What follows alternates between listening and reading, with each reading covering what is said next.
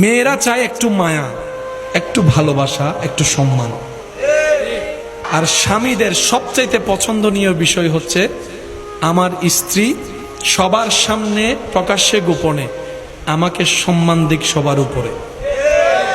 আমার কথায় হাঁ কে হাঁ বলবে, না কে না বলবে। হ্যাঁ, আমি যদি কোনো একটা ভুল পরামর্শ দিয়ে থাকি আমাকে আলাদাভাবে বলুক, কিন্তু সবার সামনে এমন ভাবে প্রেজেন্ট করবে আমার স্বামী হাঁ বললে আমি হাঁ, আমার স্বামী না বললে না। পুরুষ মানুষ সম্মান শ্রদ্ধা পেলেই অন্তর খুশি হয়ে যায়। এই দুইটা জায়গায় যদি আমরা একটু কাজ করতে পারি, ডিভোর্সের হার দিন দিন। যদি আপনি বলেন আমি হারবো কেন, আমি কি তার থেকে কোনো অংশে কম? আমি বলবো ভাইয়া বোন, আপনারা তো প্রতিযোগিতার মাঠে নামেন নাই, আপনারা তো সংসারের জীবনে আছেন। আপনি তো প্রতিযোগিতায় থাকলে দুইজন থাকতো, একজন মেরে ফেললে আরেকজন জিতে যেত, খেলা শেষ। কিন্তু এই খেলা শেষ নাই।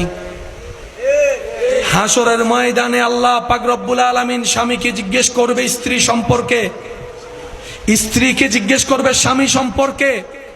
সেদিন স্বামীর পক্ষে স্ত্রীর ভালো রায়, স্ত্রীর পক্ষে স্বামীর একটা ভালো রায় সারা জীবনের গুনাহ মাফ করে জান্নাতের রাস্তা পর্যন্ত পৌঁছায় দিতে পারে। অর্থাৎ স্বামী ছাড়া স্ত্রী চলতে পারবে, স্ত্রী ছাড়া স্বামী চলতে পারবে।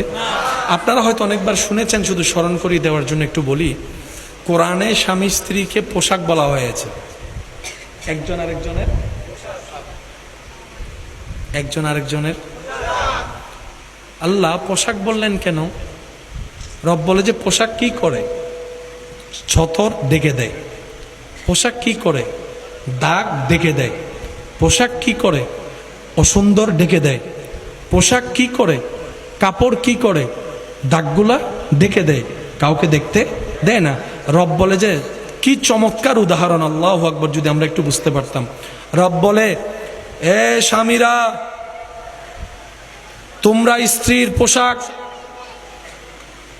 এ স্ত্রীরা, স্বামীরা তোমাদের পোশাক। তার মানে কি পোশাক নাই, ইজ্জত? রব বলে যে স্বামী তুমি এমন ভাবে চলো, স্ত্রী তুমি এমন ভাবে চলো, একজন আরেকজনের দোষগুলাকে সবার সামনে থেকে গোপন করে রেখে নিজেরা পরামর্শ করে দোষগুলাকে শুধরাই নাও। মানুষের সামনে একজন আরেকজনকে মায়া দাও, সম্মান দাও।